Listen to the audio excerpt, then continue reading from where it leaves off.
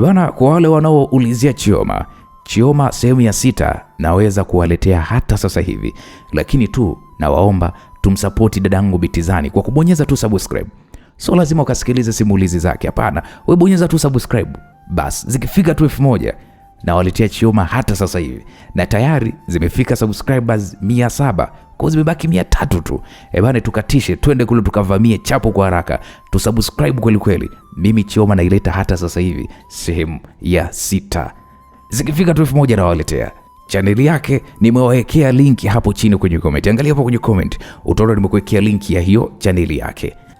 Sasa bwana, katika sehemu iliyopita tulikuwa tunajiuliza swali moja tu ya kwamba je, Rashidi atafanikiwa kumwokoa mwanae Ruben? Na vipi Mheshimiwa Rais atafanya nini ikiwa tayari General ameshampindua na rais anajifanya kiburi hata kimsaada wowote kutoka kwa Rashidi? Nikakwambia usikose kufuatilia kisa hiki katika sehemu ya 18 na hatimaye sehemu ya 18 ndio hii sasa. Mimi naitwa Uncle J, mzigo umetayarishwa na kuandaliwa na mwandishi Eda Zaria G Msulwa. Bwana, karibu katika hii sehemu ya 18.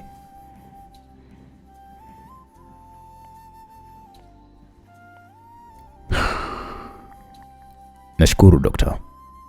Mara baada kuzungumza na daktari, nilikata simu huku nikiwa nimejawa na furaha iliyokuwa imechanganyikana na wasiwasi, kwa sababu sifahamu ni wapi Ruben alipo hadi sasa hivi.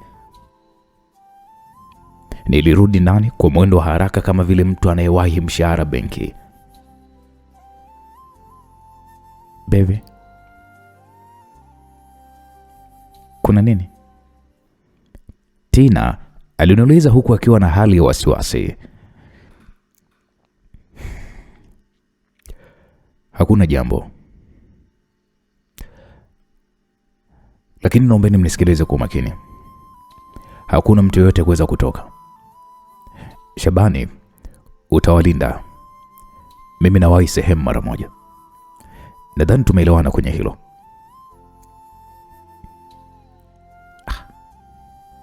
Ila ndugu yangu Rashidi, uko salama kweli? Hapo nilimsogelea Shabani, nilimnongoneza sikioni mwake nikamsikiliza. Dokta amesema vipimo vya DNA viko sawa. Yule ni mwanangu. Hivyo acha kwanza nikakisaki kidume changu. Hakikisha hawa wanabaki na wanakuwa wako salama. Nadhani tumeelewana. Ndio kaka.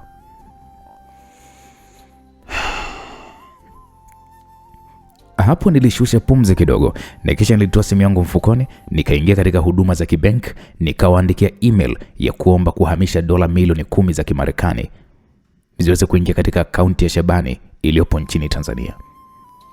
Japo ni kiwango kikubwa cha pesa, ila benki walinijibu kwa haraka sana na wakaniruhusu kuingiza kiasi hicho cha pesa. Nikamwambia, sikiliza Shabani, ninakuingizia mzigo ule tuliokuwa tumeuzungumza kwenye gari. Nahitaji namba zako za benki. Kaka, ngoja kwanza. Ukizingiza sasa hivi na hii hali ya hewa yenyewe hii, ninahisi mabenki mengi yatafungwa na tutakuwa tunacheza pata potea. Sikiliza, wewe nenda, sawa? Afu tuangalie hali ya nchi jinsi itakavyokuwa. Na kisha mambo mengine yatafuata tu bro. Hakuna haja ya kufanya mambo kwa haraka.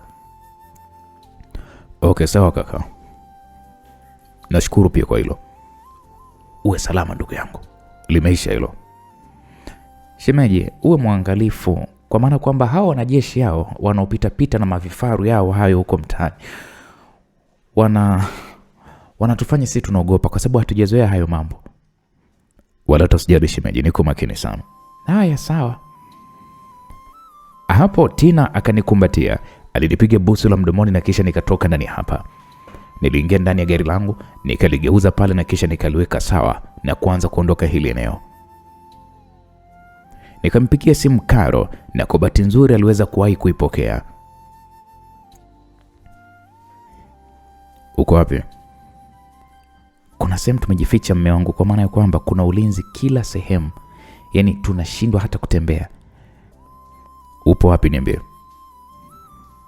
Karo alinitajia eneo walipo ambalo ni nje kidogo ya jiji la Dar es Salaam. Ina maana hawa jamaa walikuwa wamejipanga kwa muda mrefu sana. Nilizungumza hivyo huku nikipishana na magari kadhaa ya jeshi. Nilifika katika eneo walipokuwa wamejificha, nikawasiliana na Karo na Karo alinifungulia geti nikaingia ndani. Vipi Karo? Mpo salama kweli? Tuko salama na sijui ni kwa nini umeniita Karo. Okay. Usijali. Hivi ukimuuliza kaka yako anasemaje kuhusiana na hili? Kakangu haeleweki. Unajua kaka, kuna mambo mengi sana maovu ameyafanya ndani ya hii nchi. Nilimkanya sana na nikamweleza ya kwamba hayo anayoyafanya ipo siku yatamrudia, na kweli sasa ndio yanamrudia sasa hivi. Hapo nilitazama simu yangu mkononi na sasa hivi ilikuwa inaonyesha ni majira ya saa 5 za usiku. Kwa hiyo sasa mmeamua kitu gani?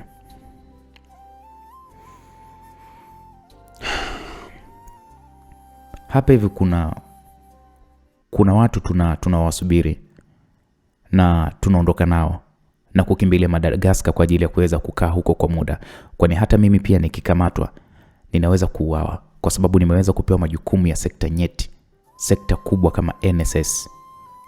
Tena nimepewa kiupendeleo kabisa. Mbona kazi kweli kweli. Mambo yamebadilika sana. Tena kwa uharaka. Mbona umekuja kufanya nini mpenzi wangu?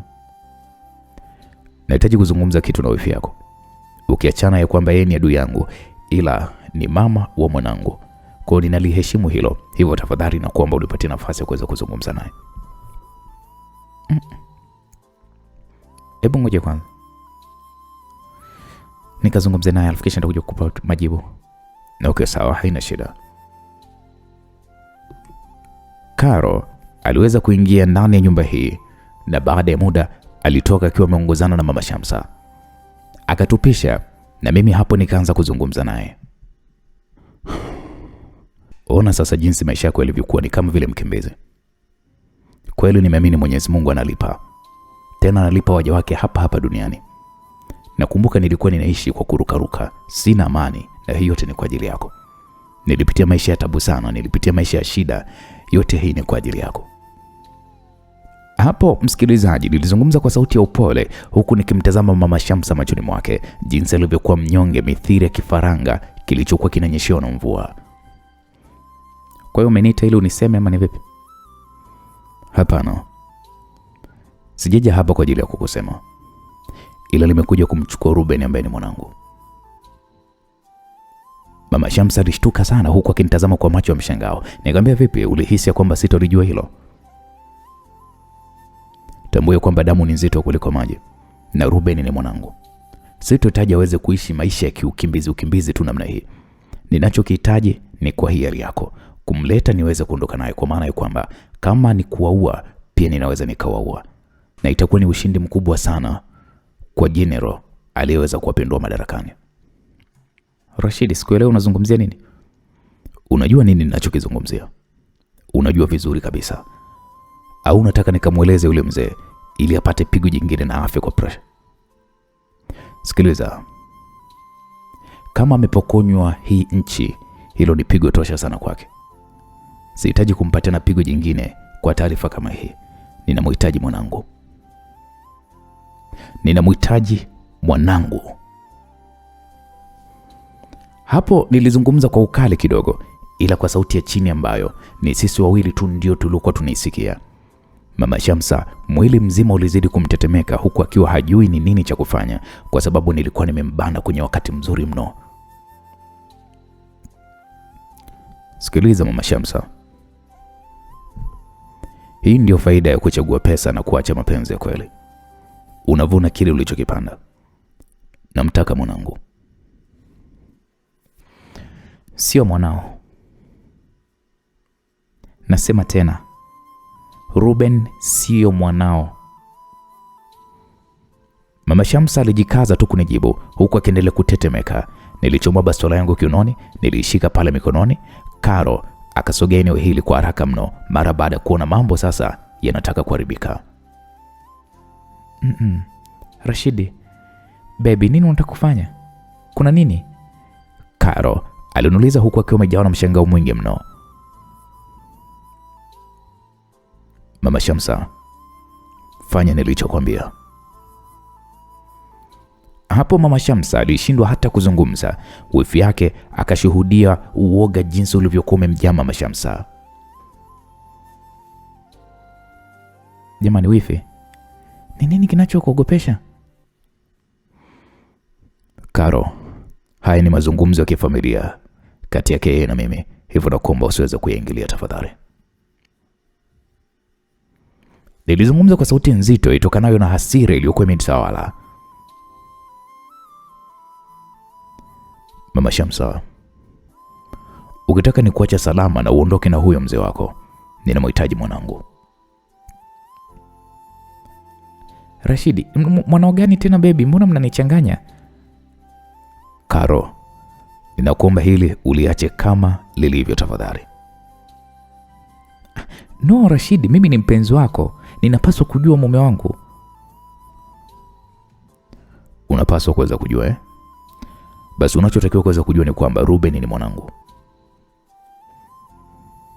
Hapo Karo macho alimtoka kwa mshangao, kwani hili ni ndilo lizungumza, sidhani kama lilitegemea kutoka kwangu. Karo akaniuliza, unasemaje Rashidi? Ruben ni mwanangu na mama yake ni huyu hapa. Kama anabisha zungumze sasa hivi. Hapo Mama Shamsa alianza kuyumba na ghafla alianguka chini na akazima pale pale. Mimi na Karo tulibaki tunatazamana na kisha taratibu Karo alichuchumana kumgusa shingoni Mama Shamsa. Ni amezimia, Karo alizungumza huku akisimama. Rashid, nahitaji kujua ulichokizungumza. Yaani kwamba unakimaanisha ama ni vipi? Ndio ninamaanisha. Wifi yako alinifuata kipindi sijakutana na wewe na wala sikufahamu.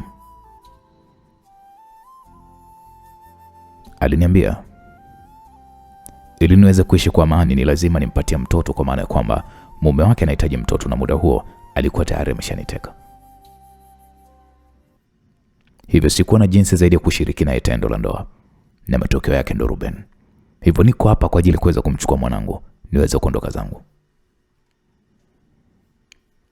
Naam, hapo msikilizaji, nilibadilisha story kidogo na kumfanya Karo kwanza shishi pumzi nyingi mno huku akinitazama usoni mwangu. Yaani huyu mwanamke kumbe ni mshenzi Kama aliweza kuniacha mimi ambaye nilikuwa ni mume wake wa ndoa, unahisi kwamba anashindwa kumsaliti mume wake huyo sasa hivi? Na aliwatumia wana usalama vibaya kuniteka, kunipiga na kutaka kuniua kwa mara kadhaa. Unahisi ni kwa nini alitaka kufanya hivyo? Ni kwa ajili ya kutunza siri ambayo leo nimekwambia. Maskini. Pole bebe wangu. Kiukweli sikumjua huyu mwanamke kwamba ni mbaya kiasi hiki. Japo nilikuwa ninamhisi kwamba ni mbaya, na huyu ndiye aliweza kumbadilisha kakangu. Alikuwa anaendekeza starehe kuliko kazi. Wakati wa majukumu ya kitaifa kakangu anakuwa busy na yeye. Ndio hivyo, hiki alichokipata na kistahili. Sipendi kukuona unatoroka ukiwa una kiumbe changu tumboni, ila nakuomba sana Karo, utakapokuwa umefika sehemu unayohisi ya kwamba itakuwa ni salama, wasiliana na mimi na kisha tujue nini cha kufanya. Okay baby, mimi naombi jingine kwako. Ombi gani tena Karo? Ninakuomba niondoke na Ruben kwanza, nikamtengenezea mazingira mazuri ya kukua, ili apate kukujua wewe kama ni baba yake. Hivyo tafadhali nakuomba sana kwenye hili, kama ni kuondoka niondoke naye, kwa sababu kumwacha na kumtenganisha mbali na mama yake tena kwenye kipindi kama hiki unaweza kumwathiri akili yake, na isitoshe bado ni mtoto mdogo. Karo alizungumza kwa sauti ya upole na unyenyekevu huku akinitazama usoni mwangu. Yeye pamoja na mdogo wake anayekuja wote nitawalea vizuri. Tafadhali mume wangu. Hapo nilikaa kimya kwa dakika kama 2 hivi. Nilitafakari ombi la Karo na kisha nikamwambia okay sawa, ila nihakikishie kwamba utakuwa unanijulisha kila sehemu ambayo unakwenda. Usijali mpenzi wangu, ninakuhakikishia hilo. Okay sawa. Mama Shamsa alinyanyuka na kisha akakaa kitako. Tafadhali baba Shamsa, usinipokonye huyu. Tafadhali nakuomba usinipokonye na huyu. Baba Shamsa alizungumza huku akilia. Nilimvuta karo karibu yangu na kumpiga pale busu la nguvu na kisha nikaingia ndani ya gari. Kabla hata sijafunga mlango, nilishuka na kisha nikamfuata Mama Shamsa sehemu alipokuwa amekaa. Nikamsikiliza. Nimewaacha huru kwa wakati huu, ila siku tutakayokutana ni lazima mlipe kwa mateso mliweza kunipatia. Hapo nikarudi ndani ya gari. Niliondoka eneo hili nikaanza safari kurudi nyumbani. Nikiwa ninakaribia kufika nyumbani, gari yangu ilisimamishwa na wanajeshi wawili.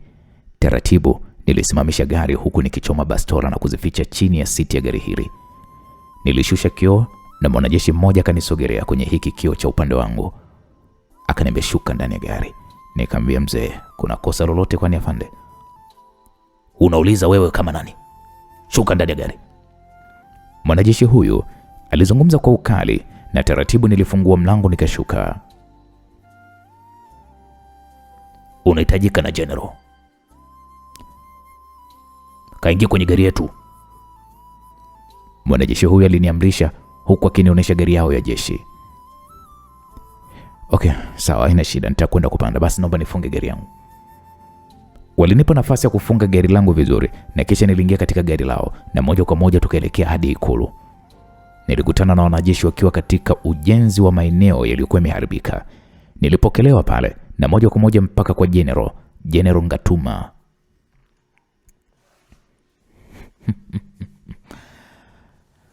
Karibu sana Bwana Rashidi. Hapo nilishtuka nikajiuliza, kiongozi mkubwa wa jeshi kama huyu amelijuaje jina langu? Salama mkuu. Karibu kae. Nashukuru sana. Hapo nikakaa kwenye kiti nilichokuwa nimekaribishwa.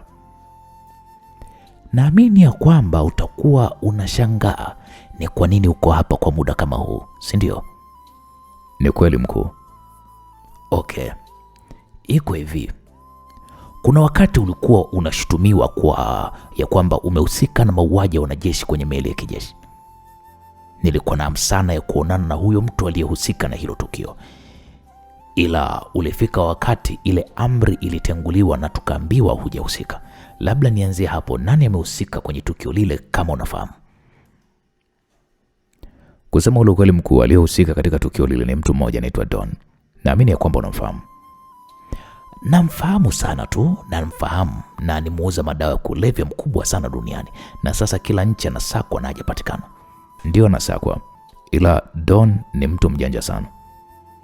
Unamaanisha nini kusema Don ni mtu mjanja? Leo hii kabla hamjampindua rais aliyoko madarakani, Don alikuwepo hapa Ikulu. What? Ndio. Fernandez Felipe, mdhamini wa uwanja mpya wa mpira, ndio huyo Don. Amejifanyia upasuaji na kujibadilisha sura yake kabisa, na ndio maana imekuwa ni ngumu nyinyi kuweza kumjua. Ila rais anamfahamu. RPC wa mkoa wa Tanga anamfahamu, na hao walikuwa ni vibaraka wao kuhakikisha kwamba wananitumia watu ili waweze kuniua. Hey, haise, ndio mkuu.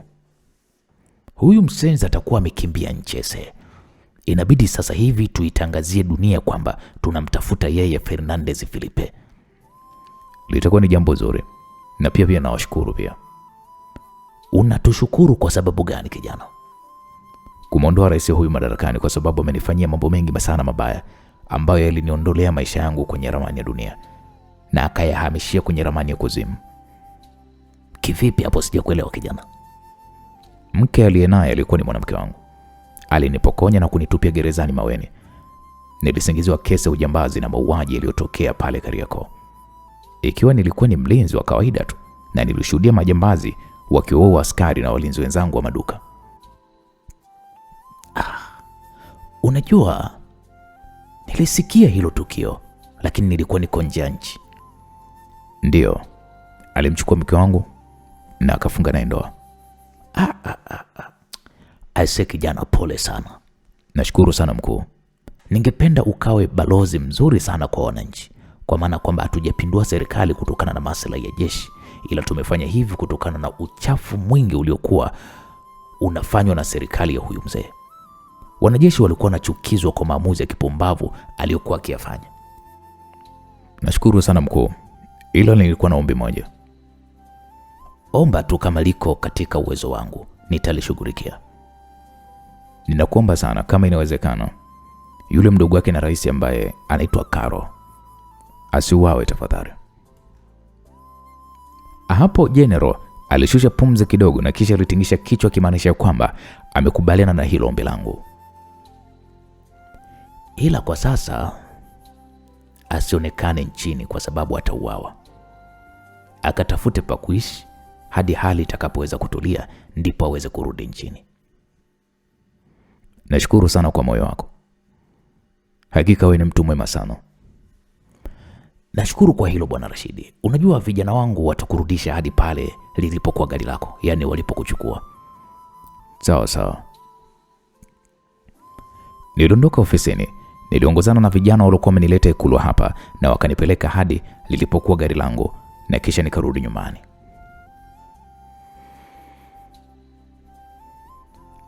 Oya bro. Unajua nilikuwa na wasiwasi mkubwa sana, nilihisi labda mwanangu umekufa ujue. Shabani alizungumza hivyo, na hii ilikuwa ni mara baada ya mimi kushuka ndani ya gari. Mungu ni mwema bro, niko hai ndugu yangu. Vipi wamelala? Ya wamelala. Niliona nikusubiria hadi utakapoweza kurudi kaka. Nisingeweza kabisa kupata usingizi. Shukrani sana ndugu yangu kwa kujali. Hapo simu yangu ilianza kuita. Nilitoa mfukoni nikaona video call kutoka kwa Jacqueline, nikaipokea. Halo mme wangu. Uko salama kweli? Jacqueline alizungumza huku akiwa umetawaliwa na kawasiwasi lakini na kafuraha kwa mbali. Nikamwambia niko salama. Mbona unaonekana kama vile una wasiwasi? Kwema lakini huko? Ya kwema, mimi sina wasiwasi. Wasiwasi wangu labda ni kuhusiana na wewe. Alafu pia nasikia serikali imepinduliwa huko. Sasa wananchi wapo kwenye hali gani? Wananchi wako salama. Aliyepinduliwa sio wananchi, ni rais ambaye alikuwa anafanya mambo yake ambayo ni maovu kwenye hii nchi. Na pia ninashukuru Mungu ya kwamba wamenirahisishia kazi yangu ya kuweza kumwangamiza yeye na yule mpuuzi mwenzake. Wow. Kwa Rashidi na maana kazi imekwisha sasa mme wangu, si ndio? Jacqueline alizungumza kwa kitabasamu kwa furaha kubwa sana, kwani kama ni adui yangu niliyemfuata nchini Tanzania ameshaondolewa madarakani, ila kwa upande wa Don bado sina uhakika kama mimi na yeye vita yetu imekwisha au la. Mke wangu, sina 100% kama vita yangu ya mimi na Don imekwisha au la, ila kutokana na kwamba pesa ambayo nimeichukua kutoka kwake sidhani kama ataweza kubali iweze kupotea tu bure kwa namna hii. Hapo nimekuelewa mpenzi wangu. Unarudi lini nyumbani sasa? Mke wangu, huku mimi ndo nyumbani. Huku ndio asili yangu. Najaribu kutengeneza mazingira kuhakikisha kwamba familia yetu inamia huku. Kwa sasa ngoja kwanza niandae mazingira ya familia yetu kuja kuishi huku. Ila nitarudi mara baada ya kila kitu kuweza kukipanga vizuri. Okay. Sawa bebe wangu, mimi niko tayari kuweza kukufuata unapokwenda. Nashukuru sana mke wangu. Naomba nipumzike kwa maana leo ilikuwa ni siku ndefu sana kwa upande wangu. Okay, sawa bebe, nikutakia usiku mwema. Nawe pia mwanamke wangu, nakupenda sana Jacqueline. Nakupenda pia mume wangu. Hapo nilikata simu huku nikimtazama Shabani usoni mwake. Sasa kaka, unahitaji familia yako ihamie huku Tanzania. Itakuwaje hawa vimada wako mwanangu? Namzungumzia Karo, namzungumzia Tina. Ndugu, kwani kuna wanaume wangapi wanaochepuka hapa Tanzania na wake zao hata hawajui? Ni wengi, lakini mimi nimekuuliza wewe ndugu yangu. Basi na mimi nitakuwa kwenye hao wengi. Hapo tukajikuta wote tukicheka. Tuliingia ndani na moja kwa moja mimi nikapitiliza hadi jikoni. Nilikuta chakula pale. Chakula changu kilikuwa kipo katika hotpot. Nilikula haraka na kisha nilielekea chumbani. Nilimkuta Tina akiwa amelala utupu kabisa pasipokuwa na nguo hata moja, na jinsi alivyokuwa amelala ni kimtego tosha kabisa kwa mwanaume yeyote alijari.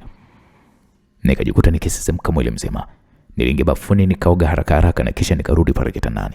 Kiukweli msikilizaji, sikuhitaji hata kujifuta maji. Nilipanda kitandani nikamkumbatia Tina kwa nyuma na kumfanya ashtuke kidogo. Nikamwambia, ni mimi. Baby, umerudi? Tina alizungumza huko akijigeuza. Nikamwambia, ndio mke wangu, niambia. Safi tu, vipi? Poa. Hapo nilizungumza huku nikiushusha mkono wangu wa kulia mpaka kwenye mwili wake. Nilianza pale kumtomasa taratibu, na Tina hakuwa na hiana. Taratibu alianza pale kulalala, ambapo tayari mimi nilikuwa niko lalalala. Basi Tina alijigeuza na akaanza pale kufanya telelelele. Baada ya kuridhika na maandalizi yake, basi akamchukua askari wangu na kuanza telelele hadi tunamaliza mizunguko ya telelele. Tayari jua lilishaanza kuchomoza. Kutokana na uchovu, kila mtu akawa amepitiwa na usingizi. Mlio wa simu yangu ndipo kanishtua. Nilishtuka kutoka kitandani, nikaipokea. Yes, hello. Baby, bado umelala jamani? Naam. Nilisikia sauti ya Karo. Nikitazama namba vizuri, nikaona ni namba kutoka nje ya nchi. So unajua kwamba jana nilikuwa na siku ndefu sana. Ya kweli. Ni siku ndefu. Tumefanikiwa kufika Madagascar salama salamini, ila kuna tatizo moja. Tatizo gani tena? Akaunti zetu zote zimefungwa za Tanzania na nje ya Tanzania pia. Hivyo hapa tulipo hatuna pesa ya kutosha kuweza kujikimu, mpenzi wangu. Pesa iliyopo ni kwa ajili ya kujikimu siku 2-3 hizi tu. Aisa, pole ni sana. Kiasi gani kinaweza kutosha kwa kujikimu? Tukipata hata dola 100,000 itatusogeza huku tukiendelea kujipanga kwa ajili ya kuweza kukabiliana na maisha haya mapya. Okay, sawa. So, ninaweza nikawatumia hizo pesa? Kama inawezekana, mume wangu. Fungua basi akaunti ya dharura. Okay, sawa mume wangu. Alafu ngoja nikafungue. Nikishafungua tu nitakwambia. Hii ndio namba ambayo mimi nitakuwa nitumia nikiwa niko huko. Okay, sawa, ngoja ni save hii namba. Okay, poa, nakupenda. Na mimi pia.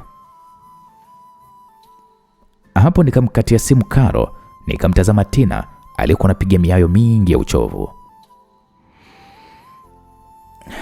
Mume wangu, nani huyo ulikuwa unaongea naye? Ni rafiki yangu. Sawa. Saa ngapi kwani saizi? 4:12. Muda umekwenda.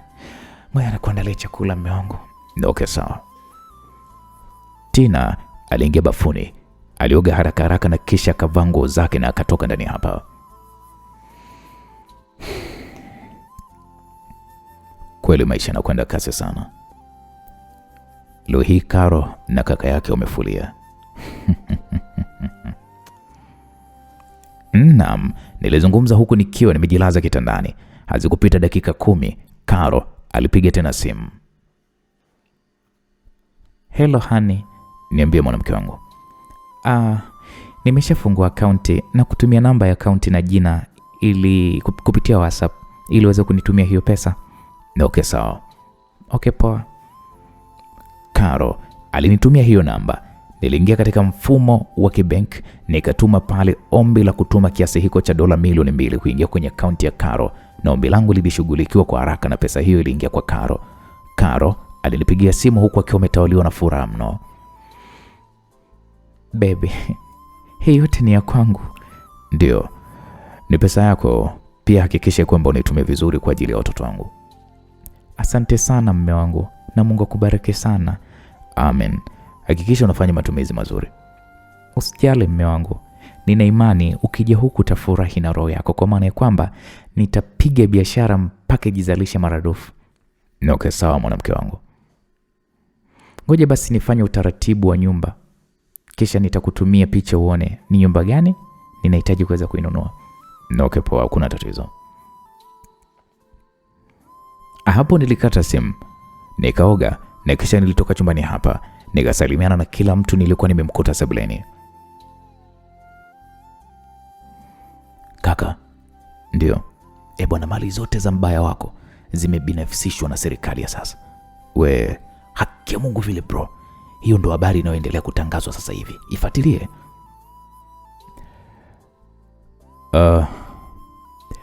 Shem, unajua rafiki yako amechuja kama vile maji ya dimbwi. Hapo nilizungumza huku nikiwa na tabasamu. Yaani jamani, Mama Shamsa alichokufanyia na haki ya kupitia hiko anachokipitia kwa sasa. Umeona? Unajua wanawake muda mwingine sijui huwa mnatembelewa na majini gani, sijui huwa yani haieleweki. Maana mnafanya mambo ya kipuuzi sana na mwisho wa siku mnaumbuka kama huyo mwenzenu anavyoumbuka. Mimi Shem bwana, najitahidi sana kupambana na hayo majini. Laiti kama ningemwacha mme wangu, leo hii sijui ningekuwa wapi. Ila ona, tulikula miogo pamoja na tulipopata tunakula kuku pamoja, na ndio alipaswa kuwa na moyo huo pia kwako.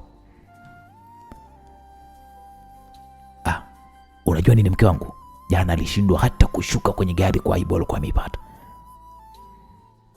Rashid alizungumza kwa kitabasamu kwa furaha. Mimi nikasema kweli maisha ni kama gwaride tu. Wa kwanza anaweza kuwa wa mwisho na wa mwisho anaweza kuwa wa kwanza, shemeji. Alafu jamani, tupo kwenye ukurasa mpya wa kimaisha. Inatupasa tufikirie namna gani tutakavyoweza kutengeneza biashara zitakazotuingizia pesa za kudumu vizazi hadi vizazi. Sasa hivi hatuna adui wa kutuwekea vikwazo tena. Hapo nilitoa wazo hilo huku Tina akiandaa vifungua kinywa pale mezani. Hilo nalo neno pia kaka. Hapo shemeji umenena kusema ule ukweli. Sasa nasikiliza maoni yenu. Je, mmependelea tufungue biashara gani ambayo tunaweza tukaimudu? Kaka bwana, mimi mabasi aise. Unajua napenda sana kumiliki mabasi. Ile jamani, mabasi nayo yana changamoto zake na pia hayadumu. Kusema kwamba basi moja unaweza kulitumia kwa miaka zaidi ya 10 au 15. Tina alitoa wazo hilo na kisha katukaribisha pale mezani kwa ajili ya kupata kifungua kinywa. Wow, kumbe leo ni maharage na chapati. Ndiyo mme wangu, nimewapikia mapishi ya kitanga leo ili mjilambe mpaka mchoke wenyewe. Aise, shemeji hapo umetufikisha, kwa maana kwamba hiki ndo chakula chetu tulichokuwa tunakipenda. Chakula tulichokuwa tunakipenda kula wakati wa mapumziko. Rashidi, hivyo unamkumbuka yule mama Kibonge aliyekuwa anatuuzia chapati? Namkumbuka sana kaka, namkumbuka. Sasa kuna siku unajua nilishuhudia ajali pale Ubungo Mataa. Mambo ya ajali ya nini tena jamani? Tunakula jamani. Shemeji alilalamika. Kaka vipi, alikufa? Ndio kaka, alikufa. Sasa Mungu ailaze roho yake mahali pema peponi. Amen. Shemeji, nirudi kwenye wazo lako. Ni kweli biashara mabasi ina gharama na changamoto nyingi sana. Ila mabasi bwana, endapo yatapata madereva wazuri, nadhani tutakuwa tunayafanyia uchunguzi wa mara kwa mara. Mabasi yana uwezo wa kuishi miaka mingi na pia yanajinunua pia vile vile. Lakini ningependa kujua hivi barabara ya wapi ina abiria wengi? Kaka, Datu Mwanza, Datu Arusha, Datu Tanga. Kaka, hii biashara ina pesa na ndio maana unawaona matajiri wanaoifanya hii kazi. Miaka nenda miaka rudi, mabasi yao yako barabarani na kila baada ya muda wanatoa mabasi mapya. Wao waweze, si tushindwe tuna nini? Jamani kina mama, vipi? Mmekubaliana na hii biashara? Kama inalipa shemeji tuifanye. Mimi nimekubali baby. Okay, sawa. Hiyo ni biashara namba 1 imeshapita. Sasa baby, tunaanza na mabasi mangapi? Hiyo nayo ni pointi. Nadhani tutaanza na mabasi mangapi? Labda nyinyi mseme. Unajua kaka, kwa idadi hapo kaka inategemeana tunahitaji kuikamata barabara ya mikoa gani. Kama unavyojua Dar es Salaam hapa ndio kitovu cha safari. Hivyo tuangalie na uhitaji wa mikoa mingine kama Mwanza. Unajua kwa siku tunaweza kupeleka mabasi mangapi labda kwa Mwanza? Singida, zinaweza kwenda ngapi? Mbeya, Tanga, Moshi, Arusha, kote huko tunapeleka mabasi. Ila ngoja mimi nifanye uchunguzi wangu niangalie ni basi gani ambazo zinapendwa na abiria na basi gani ambazo zinadumu pia barabarani, kwa maana kwamba kuna Mkorea, kuna Mjapani, kuna Mchina, wote hao wanatengeneza mabasi. Sasa kila mmoja inabidi tuchague ni basi gani tuyalete kwa wingi. Okay, sawa. Hiyo kazi naamini ipo kwa mtu sahihi na itakamilika kwa muda sahihi. Kaka, hilo limeisha hilo kaka, wala hata usijali. Biashara nyingine? Wamama mna mawazo gani kwenye biashara? Bebe, mimi nina wazo. Wazo gani?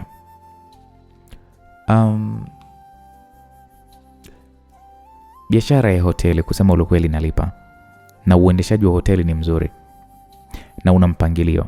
Kikubwa tu ni matangazo kwa ajili ya wafanyakazi wa kike wanaovutia, huduma nzuri. Mimi nakuahidi mume wangu, pesa itarudi na itaongezeka maradufu.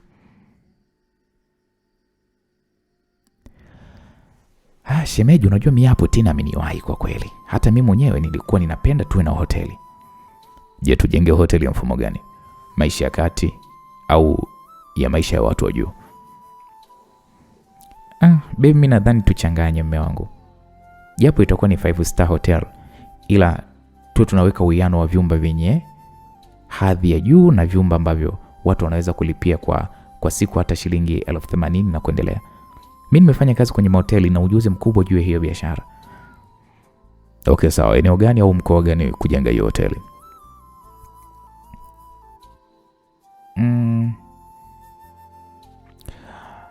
Kuna sehemu kama Arusha. Wapo watalii wengi sana wanatembea ule mkoa, na tunaweza tukajipatia pesa kupitia ujio wao kwa sababu za kitalii. Dar es Salaam hapa jijini hapa hili ni jiji la biashara na uchumi wa nchi hii umeshikiliwa na mkoa huu. Hivyo watu wengi sana hususan wafanya biashara wanaweza kuitumia hoteli yetu na tukapata pesa. Yaani hii mikoa miwili mume wangu, kama tukijenga hoteli, haki ya Mungu, tunapiga pesa ya kufa mtu. Naam. Leo ndo nikawa nimegundua uwezo mkubwa wa akili aliyojaliwa nayo Tina. Kipindi chote nimekaa naye ila hatukuwahi kuzungumzia masuala ya kibiashara, ila leo hii nimeona kitu cha tofauti sana kwake. Okay. Na vipi kuhusu Tanga? Tanga tunaweza tukafungua pia hoteli, ila mzunguko wake wa pesa unajua sio kama Arusha na Dar es Salaam. Okay, sawa, nimekuelewa mwanamke wangu. Tafuta picha za hoteli ambazo unafikiria tukijenga Tanzania itapendeza na utasaidiana na shemeji yako hapo. Okay, sawa baby.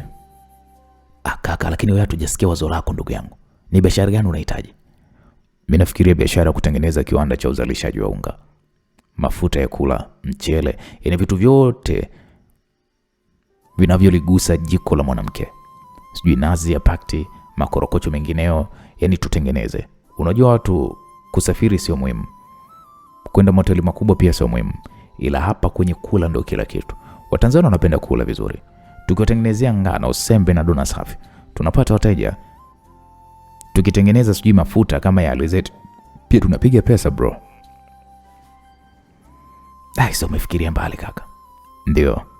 Na tukiwatengenezea maji safi ya kunywa, soda, juisi za chupa, boksi, hapo tumemaliza mzee wangu. Wanaofanya hivyo wapo wachache sana. Ila sisi tukaweka uwekezaji mkubwa. Kwanza tutatoa ajira nyingi sana kwa Watanzania, na pili tutakuwa tunalipa kodi nzuri serikalini. Kifupi tutaweza kubadilisha muonekano wa nchi. Ya kweli kaka, hilo wazo umelitoa wapi ndugu yangu? Mrs. wa Ufaransa, baba yake ana makampuni makubwa sana ya kutengeneza hivyo vitu. Basi wanapiga pesa nyingi sana. Sisi tukijitahidi tukatengeneza kahawa ile daraja la kwanza, sukari ya daraja la kwanza, tunaweza tukashika soko la dunia. Ni kweli kaka. Unajua kaka, hapo umeongea kitu cha maana sana. Nahitaji siku tuwe matajiri kwa pamoja. Mimi na wewe Shabani, tunajua ni ndoto gani tulizokuwa nazo, tunazitamani kuzifikia.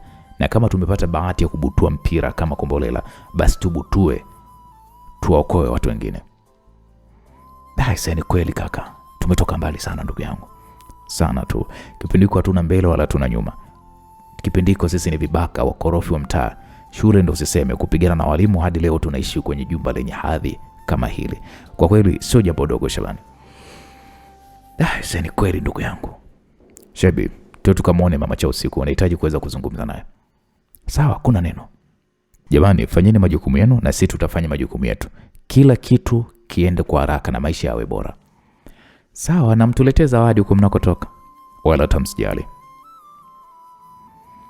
Tulimaliza kula na tukaondoka moja kwa moja tukaelekea kwa mama cha usiku, na kama kawaida yake tulimkuta pale akikaanga miogo. Yaani nyi watoto mna roho mbaya sana nyi. Yaani ndo nini sasa kuhama bila hata ya kuniaga? Nasikia tu tetesi ya kwamba mmehama. Kwanza shikamo mama. Marahaba, mjambo? Sisi hatujambo mama. Naruhusiwa kuonja kidogo kipande cha mogo?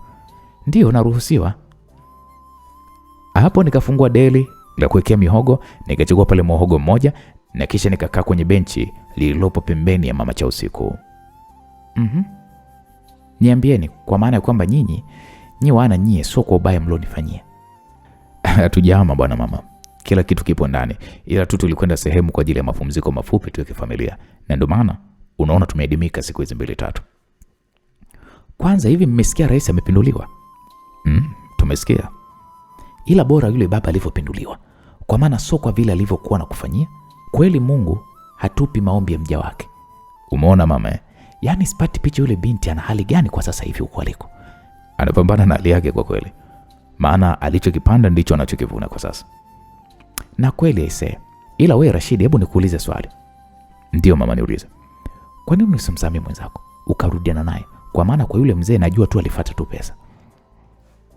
Mama, siwezi kuthubutu kufanya huo ujinga. Na pia unatambua kabisa ya kwamba mimi nina mwanamke mwingine. Hivyo siwezi kurudia kitu ambacho nimekicheua hata kwa bahati mbaya. Hapo nilizungumza kwa msisitizo na hasira kidogo. Basi nisamee mwanangu kwa kuliongea hilo. Wala hata usijali mamangu. Sisi kilichotuleta hapa ni kuja kusaidia na mamangu. Tunazaliwa, unatuona, na tunakuwa watu wazima na tunapata watoto. Uliwasaidia pia wake zetu kuweza kujifungua. Ni kweli. Tumeona kwa kidogo ambacho tunacho tukupige tafu mama yetu, kwa maana kwamba kama unavyoona hii ni biashara ambayo imedumu kwa miaka nenda miaka rudi. Tungependa uweze kutanua biashara yako. Je, unahitaji mtaji wa kiasi gani ili biashara yako iongezeke au ufungue biashara nyingine kubwa zaidi ya hii? Hapo nilijikuta nikisitisha sentensi yangu mara baada ya kumwona cha usiku akitoka ndani kwao, huku akiwa amependeza na kujezea mwili wake. Urembo aliokuwa nao utotoni umeongezeka maradufu mpaka alinifanya akili kahama na kuto kumchukulia kama dada. Nilianza kumtamani sasa kimapenzi.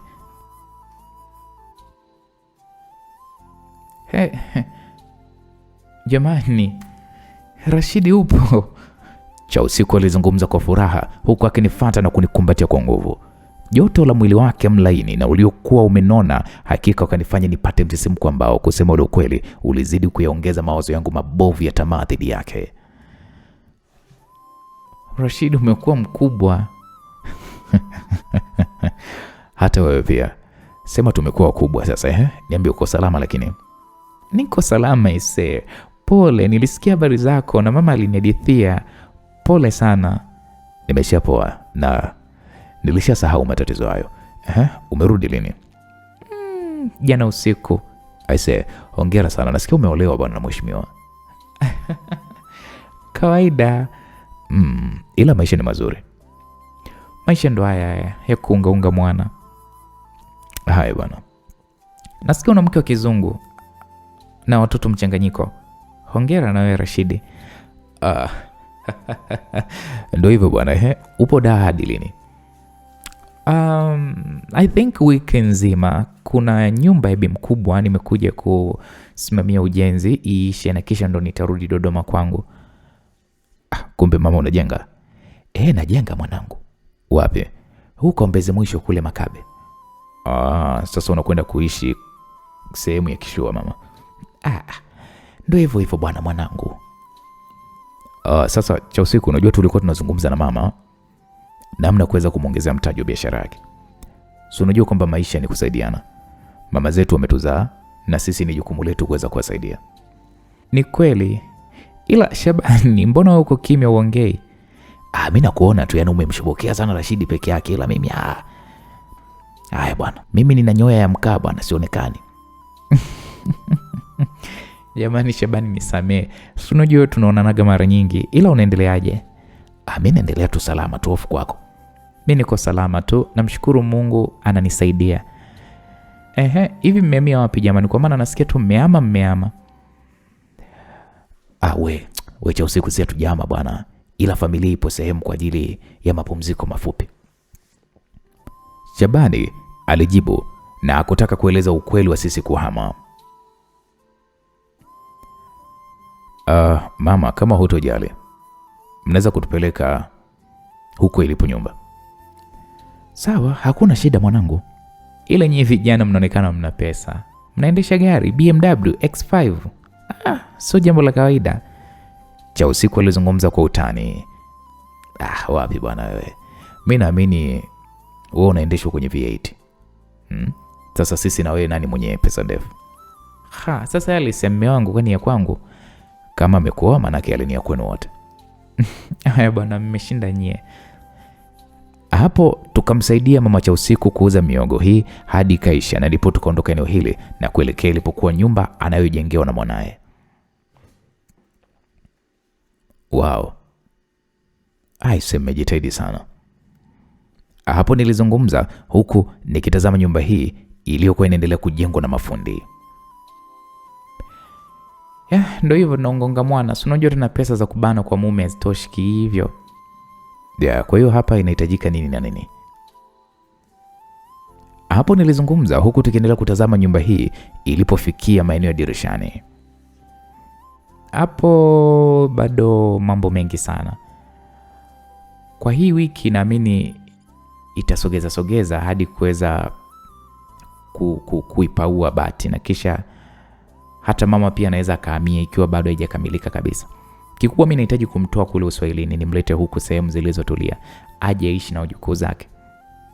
Kwa hiyo hapa itabidi ajengewe ukuta, kuingizwa umeme na kumalizia pia juu. Unapaua na nini?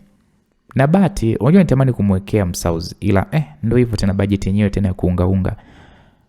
Hawa wanaojenga ni kampuni au ni mafundi tu wa kuungaunga mwana? Ni zile kampuni za ujenzi. Niliwalipa kama milioni 15 kwa ajili ya kuanza kazi. Hapa nahitaji niwape milioni nyingine pia kama 15 ili kazi iweze kumalizika. Kwa hiyo milioni 30 hii nyumba kujenga? Tunaweza tukadesign ikawa ni kubwa kuliko hii. Unamaanisha nini Rashidi? Yaani namaanisha kwamba hiki kiwanja ni kikubwa. Unaonaje hii nyumba ikavunjwa na ikapandishwa nyingine? Hapo mama Chausiku na Chausiku macho aliwatoka kwa mshangao. Nikamwambia na kurudishia milioni zako 15 ulizozitoa kwa mafundi, na kisha tunashusha hapa bonge moja la gorofa. Hivi Rashid, ujacho utani wako Sio utani. Unajua mama yako ni kama mama yangu. Hivyo kuna hasara gani kuvunja hii nyumba ya vyumba vitatu afu tukapandisha gorofa ambayo tunaweza kugugo na tukamjengea mama? Rashid, hicho unachokizungumza hivi uko serious au ni nini? Niko serious Chausiku. Tunamshushia mama nyumba kama ile jirani yake pale aliyoijenga kwenye kiwanja cha mamangu. Alafu kitu kingine, nilikuwa nimekuja kuzungumza naye nimfungulie biashara gani kubwa, ila sasa hatukufikia mwafaka kutokana na ujio wako, ulivuruga pale mazungumzo yetu. Kama naanza kukuamini hivi Rashid. Tatizo Chausiku, bado unahisi mimi ni Rashid yule wa miaka ile, kibaka wa mtaani? Ndio unahisi kwamba ndo hadi sasa hivi ndo huyu unazungumza naye? Hapana bwana, nimebadilika na nimekuwa mtu mzima sasa. Ninachokizungumza ninakimaanisha. Ingia Google, tafuteni nyumba ya gorofa, tumuite engineer atoe tathmini, hii vunjwe tupandishe gorofa. Rashid, unajua sijui kafanya kama jamaa mmoja hivi, alikuwa na demo akamsomesha akawajengea wazazi wa mwanamke nyumba tu nzuri, alafu demo si akaja akamkataa. Ila jamaa hakukata tamaa, akawaambia wazazi wa mwanamke kwamba nataka kuwajengea gorofa, mnaonaje mkapisha mafundi? Sasa kutokana na kwamba wanampendea pesa, basi wakakubali kuhamia nyumba ndogo. Jamaa akavunja ile nyumba yote na kisha akamwambia hayo ndio malipo ya usaliti. Sasa isije na wewe ukatufanyia hivyo Rashid. Story ya Chausiku ilitufanya tucheke kwa furaha. Shabani akasema, hapana bwana, ndugu yangu hawezi kufanyia hivyo bwana. Alichokisema mwanangu Chausiku ni kweli, na endapo Rashid akitufanyia hivyo namwachia laana. Mimi ni kama mama yako Rashid. Mama, siwezi. Nyie muiteni tu injinia mkuu. Chausiku alimuita injinia mkuu wa ujenzi wa nyumba hii. Kaka, hebu msikilize ndugu yangu hapo Mwaya. Eti fundi, kwa mfano tukihitaji kusimamisha ghorofa hapa, inawezekana? Haisa, sasa hapa unazungumzia kwa eneo gani mkuu? Yaani tukivunja hii nyumba afu tukapandisha nyumba nyingine kubwa, si inawezekana? Kama ni hivyo ni kweli inawezekana. Mnataka mvunje hii tu ambayo tunaijenga sasa hivi? Ndio. Acha watafute nyumba ya ghorofa ambayo watahitaji ijengwe hapa, na hii naomba ivunjwe kabisa. Sawa, hakuna tatizo. Kama ni hivyo ni sawa. Fundi, hebu ngoja kwanza mara moja tuweze kuchagua. Ila Rashidi, nitakuamini kama utanirudishia kwanza milioni zangu 15 nilizozitoa. Ndio nitakuamini. Nitaje namba yako ya benki. Cha usiku alinitajia namba yake ya benki, nikamwingizia pale milioni 16. Hiyo iliyozidi ni ya kutolea. Mshenzi wewe. Pesa zote umezitolea wapi Rashidi? Au ndo huyo mzungu na mchuna? Cha usiku alizungumza kwa furaha mara baada ya kiasi hiko cha pesa kuingia kwenye akaunti yake ya benki. Nikamwambia, unataka nyumba au unataka maswali? Hebu acha bwana maswali mengi. Mama, tuchague ese. Naam. Wakaperuzi pale kama dakika 10 hivi, wakakubaliana nyumba moja hivi nzuri tu ya ghorofa. Wakamwonyesha fundi nyumba hiyo. Aisee, hii nyumba inawezekana kabisa kujengwa, na inabidi tuandae ramani yake nzima. Kwa maana kwamba hatuwezi kujenga nyumba kwa picha tu ya nje. Ni lazima iandaliwe ramani na wataalamu ofisini kwetu na kisha ndio iweze kujengwa. Je, kwa haraka kwa tathmini ya hii nyumba inaweza ikaenda kwa bei gani? Hii kwa kukadiria so chini ya milioni 500 mkuu. Ila hiyo ni bei ya makadirio, hivyo inaweza ikapanda au ikashuka. Si mnahitaji na hizi swimming pool? Ndio. Sawa, mimi nitaomba mnirushie hizo picha WhatsApp na kisha nami nikakae kule na timu ya wachoraji wangu wa ramani na kisha tutawapatia bei sahihi. Inachukua muda gani?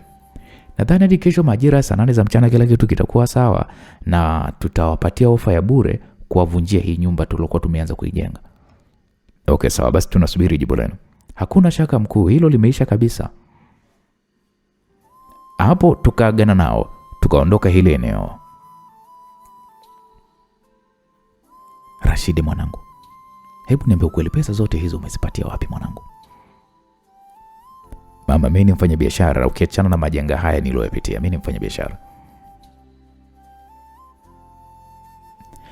Aise, Rashidi, hivi unajua bado mimi sikuamini. Utaamini kesho nitakapowalipa pesa yote mafundi. Haya bwana. Naam, hapo simu ya Shabani ilianza kuita. Halo. Basi nitapitia hapo muda so mrefu. Shabani alikata simu na kisha alinitazama. Nikamwambia, vipi? Asa, kuna jamaa nataka nikaona naye kidogo pale Ubungo. Basi tutanipitisha pale afu mimi nitahitaji kuzungumza naye juu ya ile biashara. Okay, sawa, basi nitakupitisha. Kama utojari Rashidi, naomba basi unipeleke posta. Ila kama una ratiba zako nyingine ni kuache uendelee. No, sina ratiba. Kama mna ratiba nyingine basi mimi mniache tu nyumbani saa 10 na vikoba jamani. Sawa mama, haina shida. Hapo tukaanza kumpitisha mama cha usiku nyumbani na kisha tukaelekea Ubungo. Tukamwacha Shabani na kisha sisi wawili tukaelekea posta. Unaenda posta kufanya nini? Kuna rafiki yangu mmoja hivi naenda kuonana naye. Kuna biashara fulani hivi nilizungumza naye. Mmoja hivi, fulani hivi. Mbona unaficha na unaongea mafumbo? Jamani Rashidi, okay. Ni mke wa waziri mkuu. Kuna biashara kama sisi wake wa wabunge na mawaziri huwa tunaifanya. Tumechanga na kuwekeza katika mradi wa kuuza vitu vya dhahabu. Hivyo kila napofika mwisho wa mwaka, kila mmoja anapata gawio litokanalo na faida, na gawio lako linategemea na kiasi cha pesa ulichokiweka. Ila leo sio mwisho wa mwaka. Tulianzisha biashara mwezi kama huu miaka 2 iliyopita. Hivyo leo ndo mwisho wetu wa mwaka. Na ndo maana ilikuja Dar es Salaam ili nikipata hizo pesa niweze kumfanyia mamangu finishing ya nyumba yake. Napo nimekuelewa. Yeah. Ila mmeo anafaidi sana unajua. Rashid, umeanza mambo yako. Hivi bado hujaacha tu? Mimi nazungumza ukweli, mmeo anafaidi sana.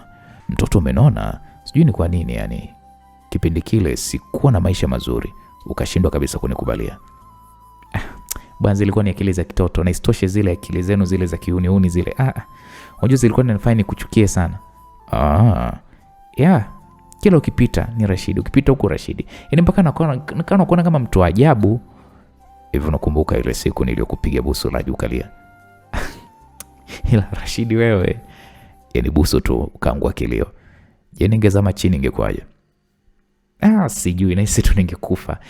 Ila nililia tu ile siku na nilikuwa naogopa balaa. Mwili mzima ulinitetemeka. Ila kuna siri moja ambayo ulikuwa hujui. Siri gani? Siku ulipomwoa Mama Shamsa, roho yangu iliniuma sana. Unajua mpaka nililia. Ila wewe ulikuwa unanikataa? Nilikuwa sikukatai kwa kutokukupenda.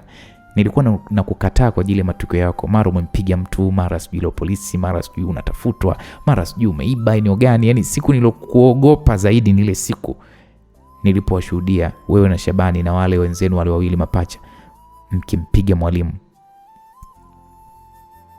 hadi mkamvunja jino.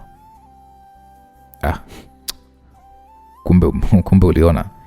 Niliona jinsi mlivyompiga mwalimu wa watu. Nilikuwa nimejibanza kwenye ile mibuyu kule makaburini. I say, ile ndio ilikuwa tiketi yangu ya kuacha shule, kwa maana kwamba sura yangu yule mwalimu cha mkono yule aliiona. Ila kina Shabani na wale wengine mapacha walifunika sura zao. Yaani mlivyomwacha amelala pale chini, alikuwa ametulia. Nikajua kwamba mmemua. I say, nilitimua mbio. Niliogopa. Usiku kucha sikulala nikihisi kwamba mmeua. Siku ya pili nilitamani hata nisiende shuleni. Ila sikuwa na jinsi. Mama alinitimua nikaenda shuleni. Nilienda shule kilazima. Nikasikia mwalimu Kikono yule kalazwa hospitalini. Hapo nikashukuru Mungu kwamba yuko mzima. Sema yule mwalimu alikuwa ni mnoko sana. Ila sio kwa kumpiga kule. Yaani mlimchana na visu sijui. Yaani nyie. Angekufa hivi ingekwaje? Ilikuwa ni utoto tu. Yaani kwanza ile siku sikutaka hata kukukubalia ombi lako. Unajua nilikuogopa sana. Na askari jinsi walivyokuwa wanakuja mara kwa mara pale nyumbani kwenu. Yaani ndo nilizidi kujawa na wasiwasi. Nikaona ukikamatwa tu unaweza hata kunitaja na wewe. Alafu ile kesi unajua mama alihonga sana. Mpaka ikazima kimya. Yaani ulimpa sana shida mama yako wewe. Ujana bwana. Nikisema sasa hivi nirudishe saundi zangu kwako, utanikubalia? Kwa sasa mambo yamebadilika sana Rashidi. Nina mume, nina watoto. Hata mimi pia nina mke, nina watoto. Ndoa yangu mimi naipenda sana Rashidi. Hata mimi pia kwangu naipenda pia. Simamisha hapo. Cha usiku alinonesha moja mgahawa, nikasimamisha gari eneo la maegesho. Naomba nisubirie Rashidi. Vipi kuhusu jibu langu? Jamani Rashidi. Ndio nahitaji jibu langu. Au sasa hivi unaniogopa? Hata sikuogopi. Ila namuogopa mume wangu. Ana nini sasa cha kufanya mpaka umuogope? Yaani Rashidi, wala tusiseme. Wewe ngoja tu nionane na huyo mama. Niambie ana nini cha kukufanya mpaka unakuwa unamuogopa sana huyo mumeo? Rashidi, mume wangu ni mtu hatari sana. Hivyo sipendi uje uingie mikononi mwake kwa sababu ya kuniiba mimi. Yaani atatuua sisi sote wawili. Napenda sana kuwa na wewe, ila ninapomfikiria yeye nahisi ya kwamba dunia yetu mimi na wewe inaweza kuwa ni kuzimu. Ni bora kila mmoja tu akazuia hisia zake na akafa nazo. Na ikabaki tu historia kwamba ulishawahi kunipenda na mimi nilishawahi kukupenda kwa siri tulipokuwa watoto basi. Na si hapo ukubwani. Cha usiku mara baada ya kuzungumza maneno hayo, alifungua mkanda wa siti wa gari, alishuka na kuniacha nikimsindikiza tu kwa macho jinsi msambonda wake ulivyokuwa unatingishika huku nyuma. Nilijikuta nikiimba kimoyomoyo, 50, 100, 100, 50, 50, 100, 100, 50. Siwezi kukuacha hivi, lazima nikupate tu wewe. Sijawahi kutongoza mwanamke kwa mwongo mmoja mimi. Wewe umekuwa nani nisikupate? Nilizungumza kimoyomoyo huku nikimtazama Cha usiku jinsi alivyokuwa nazama ndani ya huu mgawa. Hata simba ni hatari, ila mkewe anachipuliwa na simba mwingine. Nilizidi kuzungumza maneno ya kunifariji. Niliendelea kumsubiria Cha usiku. Niliwasha TV ndogo iliyomo ndani ya hili gari. Kila kituo cha channel kilikuwa kinaonyesha namna wananchi wa Tanzania wanavyotoa maoni yao kutokana na swala la kupinduliwa kwa rais ambaye alikuwa anatumia madaraka vibaya na kufanya mambo ambayo wananchi waliomchagua hawakuyategemea kabisa. Baada ya dakika kama 40 hivi, Chausiku alitoka ndani hapa na moja kwa moja aliweza kuingia ndani ya gari. Bibi, mbona umechukua muda mrefu sana hadi kutoka? Hapo nilizungumza huku nikizima TV ya gari langu. Si unajua tena mambo ya kina mama, kuna ombea kidogo. Okay, hadi nyinyi wakiwa viongozi mnaombea? Wanapokaa wanawake zaidi ya wawili, ombea hukosekani ndugu yangu, ila tunashukuru kilichoweza kunipeleka nimekipata. Kwa hiyo tuondoke? Ndio. Hapo niliwasha gari na taratibu tuliondoka hili eneo. Hebu niambie, mume wako ni hatari, kwa nini unasema ni hatari? Kumbe bado upo nayo kwenye hayo mazungumzo? Ndio, kwa nini aache sasa ikiwa bado nakufukuzia mali yangu? Unajua Rashidi, kwenye hili sekeseke la kumpindua rais aliyepita, mume wangu alichangia kwa asilimia kubwa sana. Hivyo mume wangu amependekezwa na huyu Jenerali Ngatuma, mume wangu aje kuwa rais ajaye. Hivyo tunasubiria tu miezi 3 ya kijeshi iweze kutamatika na kisha kampeni zifanyike, kampeni za kidemokrasia, na mume wangu asimamishwe kuwa ndo mgombania urais. Na kama unavyojua, mtu akishaingia Ikulu basi nguvu yake inakuwa sio ndogo. Na ndio maana sihitaji tujichanganye kwenye mambo ambayo baadaye atakuja kuwa na madhara kwetu. Kule kumbuka kwamba ulichukuliwa mke na rais aliyepinduliwa. Na safari hii ukimchukulia mke rais wa sasa ni kwamba atakuwa. Mume wangu apende masiara kabisa, hususan wanaonifukuzia, na hapo sipati picha kijue kwamba ninamjengea mama. Ina maana kwamba hatambui kwamba unamjengea mama yako? Hatambui. Na mume wangu ni mtu mmoja ambaye ni binafsi sana. Kwao anajenga, ila kwa upande wangu wala hata ajali. Na ndio maana najaribu kufanya mitikasi yangu na kina baadhi kina mama anashirikiana nao, ambapo najua hii mitikasi yangu nikipata pesa namjengea mamangu. Maskini, pole sana. Sasa umempendea nini mwanaume ambaye hata mama yako pia hamjali? Unajua nilishangaa sana mama alivyoniambia kwamba umeolewa na mbunge na bado yuko kwenye biashara yake ile ile na nyumba ile ile. Unajua nilishangaa sana. Yaani inauma sana mamangu kuendelea kuishi kwenye ule mtaa, ila mume niliyempata ndo hivyo. Unampenda? Unampenda huyo mume wako? Swali langu likamfanya Chausiku akae kimya kwanza kwa dakika kadhaa. Alivuta pumzi nyingi na kisha kanitazama. Rashidi, kwa nini umeniuliza hilo swali? Nimekuuliza kwa sababu kama ni mtu anayekupenda hawezi kuacha familia ya mke wake iteseke. Ananipenda, ila tatizo ni ubinafsi. Hapana. Wewe unampenda? Sina manake. Manake swali langu na kuuliza kwamba wewe unampenda? Hilo ndo swali langu, nahitaji majibu. Ndio. Ninampenda. Macho yako yanadanganya. Inaonyesha kabisa humpendi, ila unaishi naye tu kwa sababu fulani. Sababu gani ikiwa mtu nina mwaka naye wa 7 huu? Hajalishi una mwaka naye wangapi. Unaweza ukakaa na mtu hata miaka 20 ila moyo wako usimpende na ukaendelea kuishi naye ikawa ni mateso tu kwako. Rashidi, unajua unaongea sana.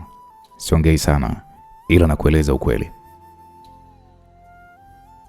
Okay. Nampenda ila sio sana. Kwa nini sio sana? Ikiwa mtu umezaa naye na mna watoto wangapi kwani? Boy and girl. Ina maana kwamba mna watoto wawili? Ndio. Ona sasa. Kwa hiyo umempenda pesa zake? Rashidi, mbona unanichimba sana? Nijibu swali langu. Maisha yangu mimi yalikuwa ni magumu kama unavyomwona mamangu.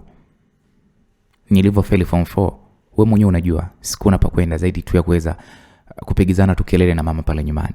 Ulivyooa, yani ndo kabisa nilizidi kukata tamaa, kwa maana ya kwamba nilikuwa nakuogopa ila moyoni nilikuwa nakupenda na nikachelewa kufungua hisia zangu kwako.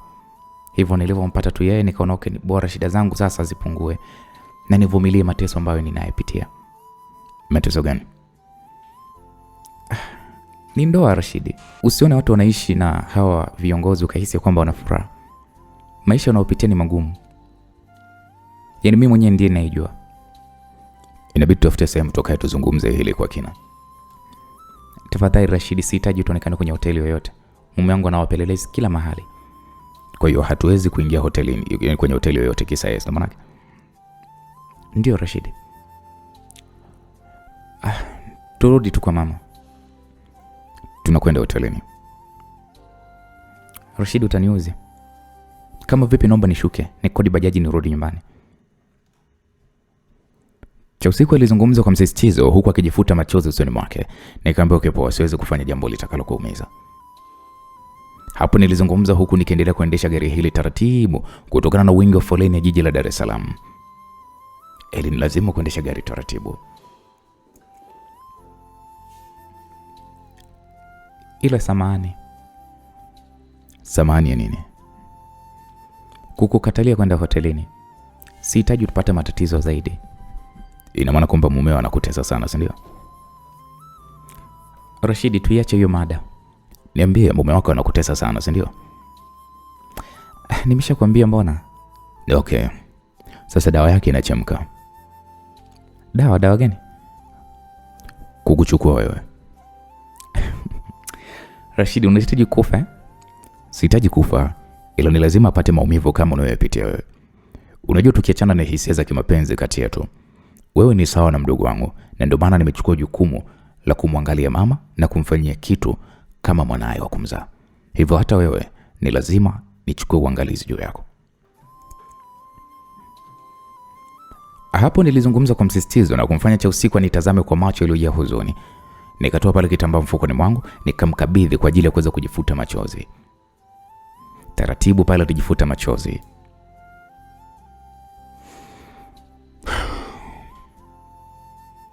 Asante. Usijali. Hapo ukimya ulitawala kati yetu. Sikutaka kumsemesha chochote Chausiku kwa sasa. Huku akilini mwangu nilikuwa najaribu kupanga mipango ya kudili na mume wake. Nilitoa simu yangu mfukoni, nikampigia Shabani. Kaka, niambie ndugu yangu, tunakaribia kufika Ubungo hapa. Bado uko? Nimeondoka muda kidogo ndugu yangu. Nimeelekea Sinza na huyu jamaa. Kama inawezekana basi unaweza kuelekea home, kwa maana kwamba bado mizunguko ipo mingi. Ni okay, poa bro. Hapo nilikata simu na kisha nikairudisha mfukoni. Mke wako yeye ni raia wa wapi? Ufaransa. Kwa hiyo mama pamoja na Shamsa ndo anashuka? Ndio. Vizuri. Nilitamani siku mama aende kule, sema tu mambo yaliingiliana. Aliniambia na nilimfahamisha pia Mr. anitafutie hati ya kusafiria kwa ajili ya mama, ila akaingilia huku akatokea kule na mambo yakachelewa. Kwa hiyo hajakusaidia kwa chochote? Ndio. Yaani una mwanaume wa ajabu sana ujue. Ndo maisha hayo Rashidi. Hapo tukafika Kimara kwa mama Chausiku, na kabla Chausiku hajashuka ndani ya gari, nilimshika mkono wake wa kulia nikamwambia, sikiliza Chausiku. Hisia zangu bado zipo kwako. Nilipokuona nisiwe mnafiki, hisia zangu ziliweza kabisa kufufuka upya. Nilijaribu kuweza kuzizika kwenye kaburi la kusahau, ila kwa bahati mbaya zimefufuka tena. Tafadhali sana Chausiku, hebu fikiria kuhusiana na hili. Hapo Chausiku alishusha pumzi nzito. Kwa haraka nikamsogelea, nikampiga busu zito kwa dakika kama 2 hivi, na kisha nikamwachia na kumfanya ashushe pumzi nyingi mno. Nahisi leo pia utalia. Chausiku alitabasamu huku akinitazama usoni mwangu. Chausiku, ninakupenda.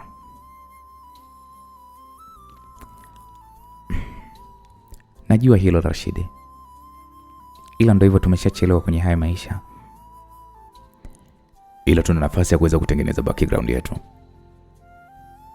Kivipi Rashidi? Ikiwa na mimi na wewe kila mtu ana familia yake. Ukiachilia familia tu, tuna watoto. Kwa nini tuwadhulumu watu wengine haki ya furaha yetu? Kisa hisia zetu. Sidhani kama wanao wataweza kufurahia kuona ya kwamba unawatafutia mama mwingine.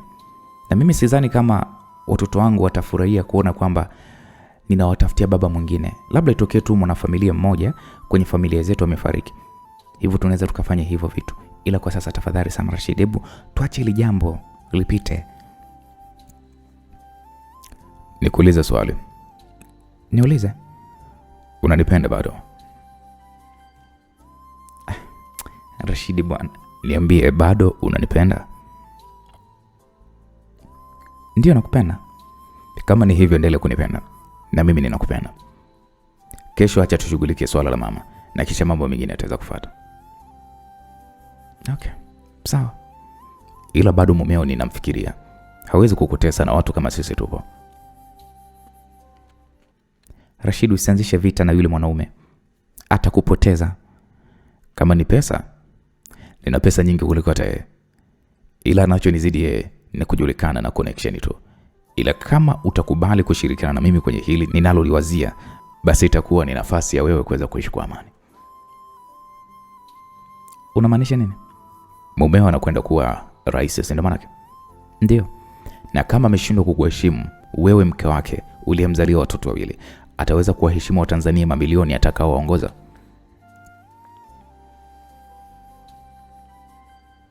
Kama atachukua madaraka, hatakuwa na muda na wewe wala familia yako. Ili kuweza kumkatisha kasi yake, basi ni kudili na watu wake wanaohitaji kumpatia nguvu. Ni heri akasimama mwingine kuliko yeye.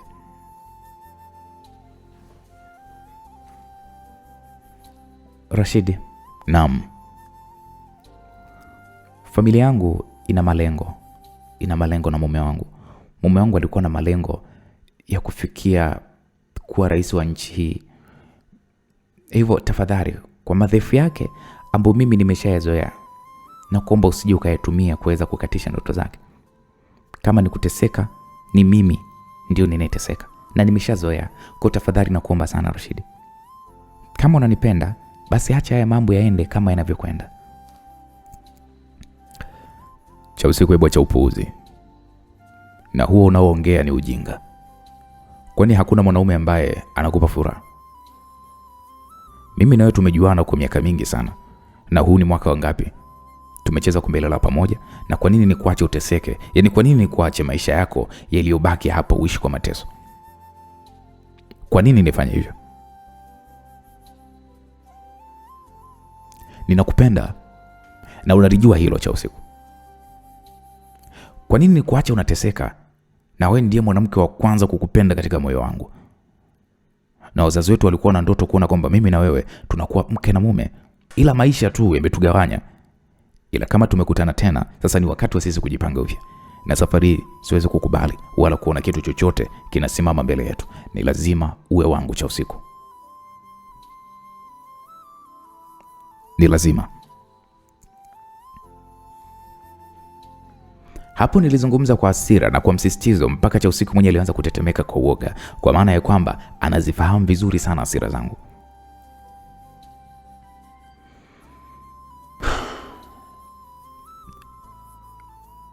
Rashidi. Hakuna cha Rashidi. Wewe ni wangu na huwezi kulikwepa hilo.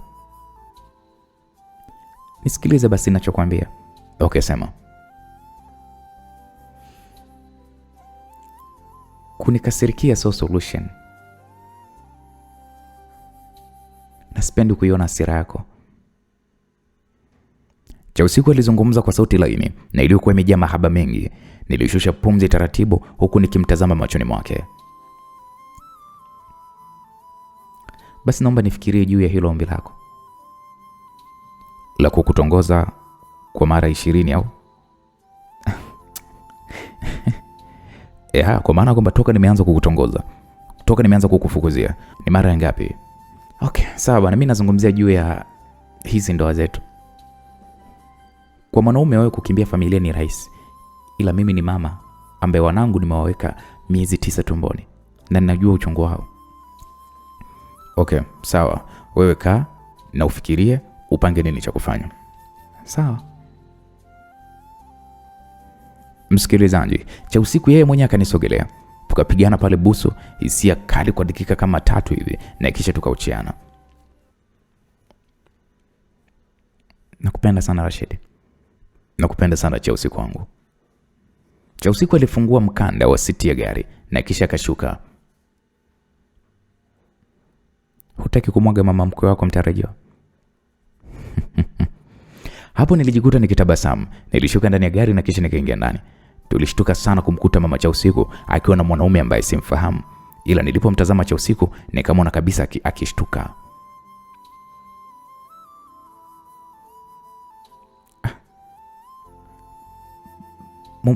Mume wangu, umekuja saa ngapi? Mbona hujaniambia? Chelsea alizungumza kwa kubabaika huku akionyesha uso wa wasiwasi, na hapa ndipo nikamtambua huyu jamaa vizuri. Kumbe ndo mume wa Chelsea. Nimekuja muda kidogo. Rashidi, karibu kae. Mama Chelsea alizungumza, ikabidi sasa na mimi nikae kwenye moja ya sofa. Rashidi, huyu hapa ni mume wangu. Baby, huyu ni Rashidi kakaangu.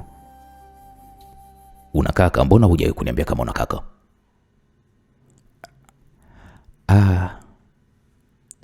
Mkwe, unajua huyu ni mtoto wa rafiki yangu ambaye tulikuwa ni majirani zetu kabla ya hilo eneo alijauzwa na kujengwa hiyo gorofa hapo nje. Ni kijana niliyemlea mimi mwenyewe, hivyo ni kama mwanangu wa kumzaa. Hapo mama Chelsea ilibidi aingilie kati haya mazungumzo. Ndio ulikuwa umeongozana na mke wangu muda wote huo? Jamani, mume wangu huyu mimi ni ndugu yangu. Hata kama ni ndugu yako, sio kuzunguka naye mji mzima mpaka watu wananipigia simu kwamba wamekuona sehemu fulani fulani. Unajua kabisa sipendi ushenzi na sitaki uwe karibu na mtu yeyote. Kwanza huyu sura yake songeni huyu. Huyu si ndio yule gaidi wa Al-Shabaab huyu? Mume Chelsea alizungumza kwa ukali bila kujali uwepo wa mama mkwe wake wala uwepo wangu. Jambo ambalo lilifanya hasira yangu sasa ianze kuchemka taratibu, huku nikimtamani sana huyu jamaa. Nilikuwa natamani nimtie mtama, nimtie mavibao ambaye yatamfunza heshima. Huwezi kwenda ukweni na ukajifanya wewe ndio mtawala kwa kila mtu. Shemeji. Hapo niliita kwa sauti ya upole kidogo. Kaa kimya, sizungumzi na wewe. Na wewe hebu jiandae tuondoke sasa hivi. Sitaki upuzi mimi. Mume wa Chelsea alizungumza kwa ukali mno. Chelsea hakuna kuondoka. Hapo nilizungumza kwa kujiamini na kumfanya kila mtu ashtuke. Unasemaje wewe? We boya. Unasemaje wewe? Mume wa Chelsea alizungumza huku akisimama kwa jazba na kunisogelea. Mkwe. Mama Chelsea alijaribu kumzuia mkwe wake kwa sauti, ila tayari jamaa alikuwa ameshanikaribia. Alijaribu kunipiga ngumi ya uso, ila nikapangua mkono wake. Nikiwa hapa kwenye kochi, nilimtandika mtama uliomwangusha chini. Jamani, acheni ugomvi jamani, acheni. Jamani. Mama Chelsea alilalamika, huku Chelsea naye akiwa amejibanza kwenye moja ya kona, huku akitetemeka kwa uoga. Mume wake alinyanyuka pale akarusha makonde mfululizo, nikayakwepa yote. Nilimtandika ngumi moja ya mbavu iliyomfanya yumbe huku akitoa mguno wa maumivu mkali mno. Kwa maana ya kwamba kitendo cha kunianzishia vurugu kulikuwa kumenikumbusha zama zangu za mapambano ya ulingoni, tena mapambano ya kifo. Jamaa akachomoa bastola yake kiunoni mwake. Kabla hata hajafanya chochote, niliruka hewani, nikapiga teke kwa mguu wangu wa kulia na kuifanya ile bastola iangukie mbali kabisa.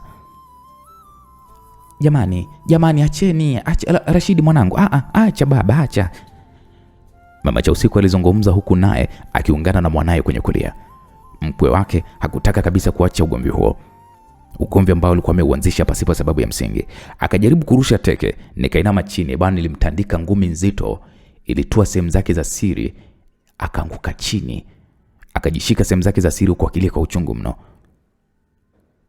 Nikamwambia ukihitaji usumie zaidi, ondoka humo ndani na kuanza hivi sasa cha usiku sio mke wako. Nadhani tumeelewana.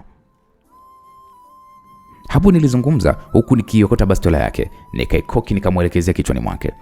Nikamwambia umenielewa mbwa? Hapo nilizungumza kwa msisitizo huku jasho likinitirika vibaya mno.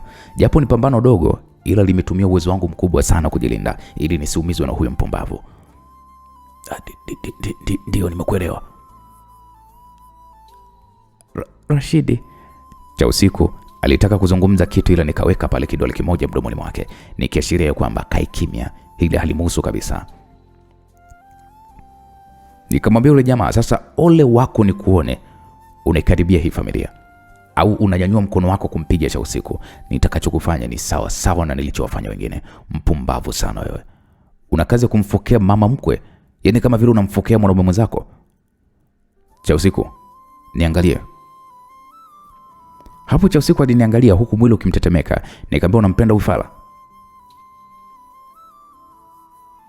Taratibu mume wake akageuza sura kumtazama Chausiku aliyokuwa ameshikwa na kigugumizi cha kuzungumza. Nikamwambia, sema, unampenda huyo?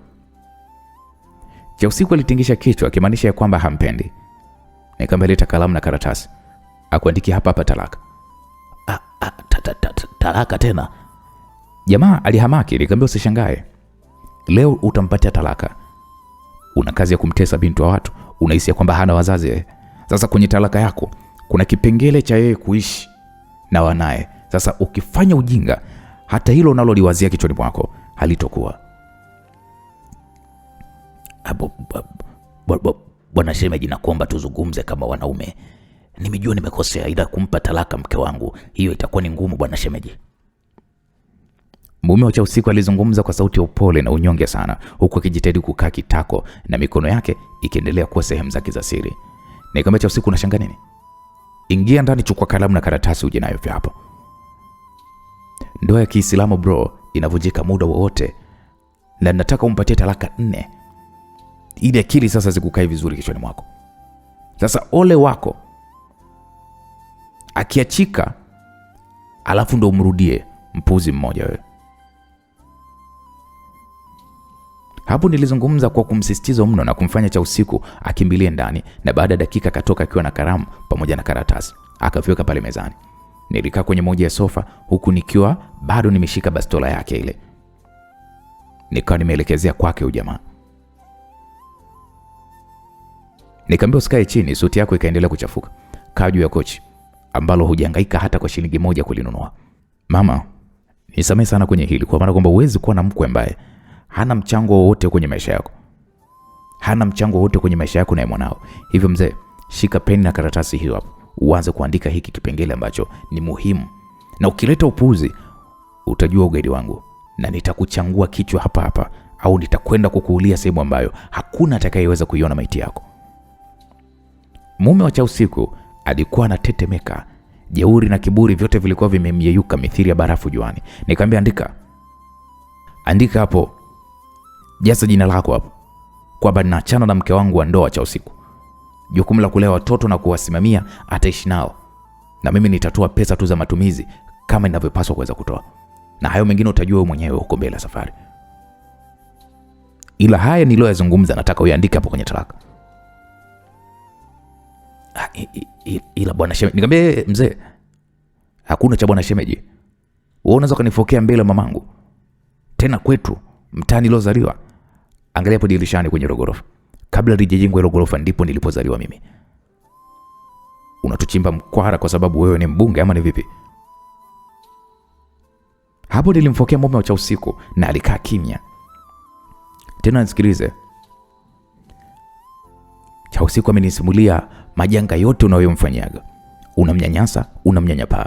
Mbunge unatembelea ma V8, alafu mama yako mkwe unamwacha tu anaendelea kupika miogo. Alafu unajiita wewe ni mwanaume. Aise, kama nikiwa hai na nimerudi kwenye nchi yangu, sitoruhusu hii familia yangu iteseke. Kwa maana kwamba huyo mke wako unayemwona anazaliwa, mimi namuona. Sasa ndoa yenu imefika mwisho. Hebu andika hapo kabla sijakuua. Puzi mmoja wewe. Mke wangu nitetee basi kwa kaka yako. Hata mimi nimeachoka maisha yako. Nilikuwa naishi kwa ajili ya wanangu tu, ila upendo ulishaisha kwako siku nyingi sana. Mwanaume malaya, mwanaume unaniletea hadi wanawake nyumbani, alafu unataka eti kuniita mimi mkeo. Aisee, siwezi kuendelea kuishi na hayo maisha. Niache. Usijue kaniua kwa maradhi mengi. Hapana. Kumbe alikuwa anakuletea hadi wanawake ndani? Baba Chausiku aliuliza kwa mshangao. Ndiyo mama, Kwa nini usingeniambia mwanangu? Mama, hata kama ningekwambia ungefanya nini? Kwa mfano, mwanaume ana roho mbaya, mpigaji, unahisi ungemtoa kirahisi kama hivi? Mwanaume analala na bastola chini ya mtu wa kitanda, kweli huyu ni mwanaume wa kuweza kuwa naye mimi?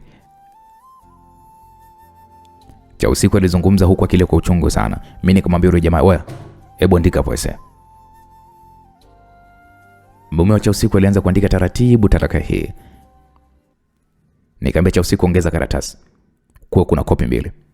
Chausiku aliingia ndani akarudi na karatasi nyingine. Mume wake akamaliza pale kuandika karatasi ya kwanza, akahamia kwenye karatasi ya pili. Nikamwambia andika kama ulivyoandika huku. Sawa bwana shemeji. Nikamwambia mimi sio shemeji yako. Hapo aliendelea kuandika, na alipomaliza kuandika nikazipitia hizo karatasi zote na kuziona kwamba zinafanana maandishi. Nikamwambia tia sahihi hapo, mpe Chausiku yeye atie sahihi naye. Mimi nasimama kama shahidi na tia sahihi, na kuanzia sasa ondoka na hakuna kuweza kurudi hapa. Nenda mahakama yoyote, hii ndoa haiwezi kurudi. Na kesho watoto Chausiku walete hapa Dar es Salaam. Mwanaume mshenzo, una kazi tu ya kumuingizia mdogo wangu wanawake wengine. Tena unamuingizia hadi ndani. Alafu unataka tukuchekee tukisa kwamba wewe una pesa ama ni vipi? Aise, tulizaliwa maskini. Mama zetu waliuza miogo na chapati kuweza kutolea mpaka tunafika hapa tulipoweza kufika. Usitulete utani kabisa na hii familia. Na nikwambie tu, ulibugi kwenye familia sio. Ulimjua Chausiku na mama yake tu, ila hukujua backup waliopo nayo nyuma yao. Hapo nilizungumza kwa kujiamini. Chausiku akatia pale sahihi na mume wake naye akatia pale sahihi. Nikamsikiliza, karatasi moja ni ya kwako na nyingine ni Chausiku. Sasa angalizo, ukisi kama hili lililofanyika ni upuzi au ni maigizo, na ukajaribu kuweza kumdhuru yeyote kati yetu au watoto wa Chausiku, nitakachokufanya hutomaliza miezi 3 ya kusubiri ili uweze kuwa rais wa hii nchi. Nadhani umenielewa. Ndio, nimekuelewa. Hapo nikachomoa magazini ya bastola hii. Nikatoa risasi zote pamoja na risasi iliyokuwa ipo kwenye chemba. Nikagawanyisha bastola hii vipande. Nikachukua pale spring inayoiwezesha risasi kufyatuliwa na kutoka kwa kasi ndani ya bastola. Nikamwambia hii nabaki nayo. Na hii nenda navyo. Ondoka sasa hivi. Jamaa akakusanya pale vitu nilivyokuwa nimevitoa kwenye bastola, zikiwamo na risasi, na kisha akaondoka hili eneo, huku nikimsindikiza akatoka nje pale na kutokomea kwa miguu kwenye mtaa huu. Rashidi, Mungu wangu. Huyu mwanaume atarudi tena na atatufanyia kitu kibaya sana Rashidi. Nina hofu hata kuendelea kuishi hapa. Tafadhali naomba tuondoke. Chausiku alizungumza huku akiwa amejawa na wasiwasi mwingi sana. Nikamwambia kama ni hivyo, kusanyeni vitu vya umuhimu, niwapeleke tunapoishi kwa sasa. Chausiku na mama yake waliondoka sebuleni hapa, na baada ya muda wakatoka wakiwa na mabegi. Tukaingiza mabegi ndani ya gari na tukafunga hii nyumba, na kisha tukaondoka. Moja kwa moja nikaelekea katika nyumba ninayoishi na familia ya Shabani. Mke wa Shabani alitukaribisha pale. Akasema karibuni, ni surprise ya wageni. Wifi umekuja? Mke wa Shabani alizungumza kwa furaha huku akipokea pale mizigo. Ndio wifi yangu, tumewafanyia surprise. Ni kweli, karibuni. Jamani, hawa ni wageni wetu na tutaishi nao hapa hadi pale watakaposema kwamba tumechoka kuishi hapa. Aise mwanangu Rashidi, hapo umepanga ama? Tumenunua na ndugu yangu. Aise kweli nyinyi ndio marafiki toka utotoni hadi ukubwani. Ndio hivyo mama, jisikieni kwamba mpo nyumbani na mpo salama. Tina, mke wangu, unaendeleaje? Hapo Chausiku alinitazama usoni kwa macho ya kuibia kidogo. Salama tu mama, karibuni sana. Tunashukuru tumekaribia. Huyu ndio wifi yetu? Chausiku aliuliza huku akinitazama usoni mwangu. Nikamwambia ndio. Nilimjibu huku nikitabasamu, ila najua jibu langu lilikuwa limemrarua moyo Chausiku. Tina, huyu ndio mwanangu sana, anaitwa Chausiku. Nashukuru kukufahamu wifi. Nashukuru pia. Walikumbatiana. Hakupita muda mwingi, Rashidi akarudi na kwa pamoja tukajumuika kwa ajili ya kupata chakula cha usiku. Sasa tukiwa tuko wawili, nikamweleza kila kitu kilichokuwa kimetokea katika siku hii ya leo.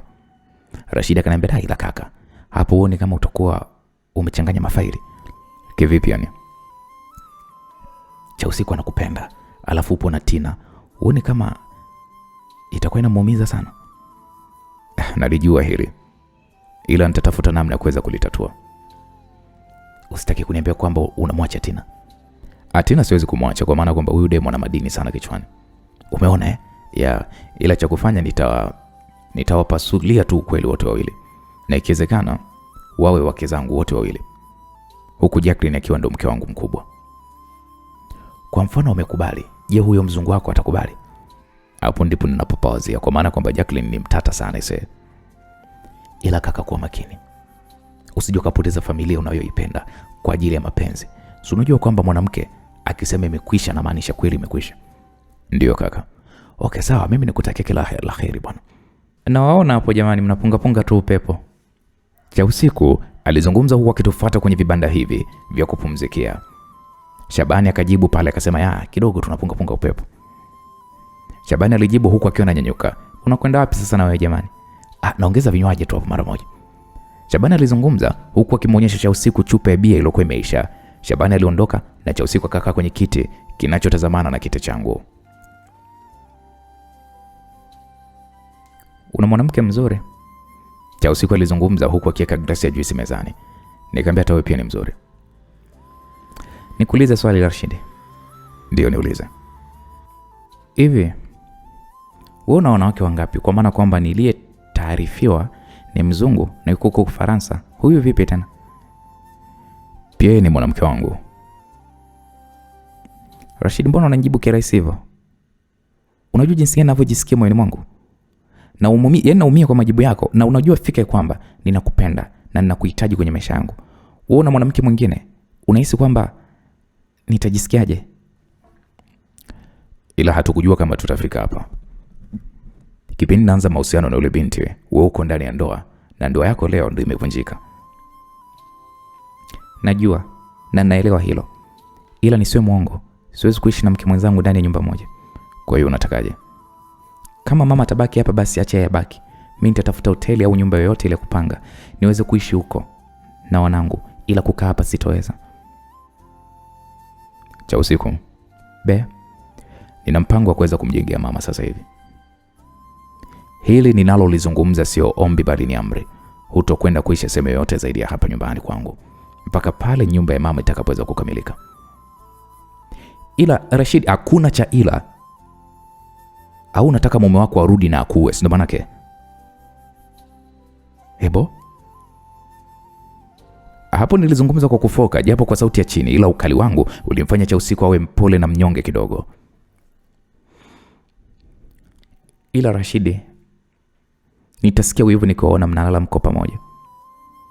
"Vumilia kwa maana kwamba nitalala na wewe pia." "Rashidi, nimemaliza. Na kuanzia sasa wewe ni mke wangu na nina mamlaka juu yako. Nadhani tumeelewana." "Ndio." Cha usiku alijibu kwa sauti ya unyonge huku akinitazama usoni mwangu. Nikamwambia, "Jiandae, nahitaji tukalale hoteli." "Leo? Sasa hivi?" "Kwenye hilo hapana Rashidi." "Kwa nini hapana?" "Nimeachana na mwanaume leo hii. Na leo hii tena tukalale wote. Unahisi mama atatuchukuliaje?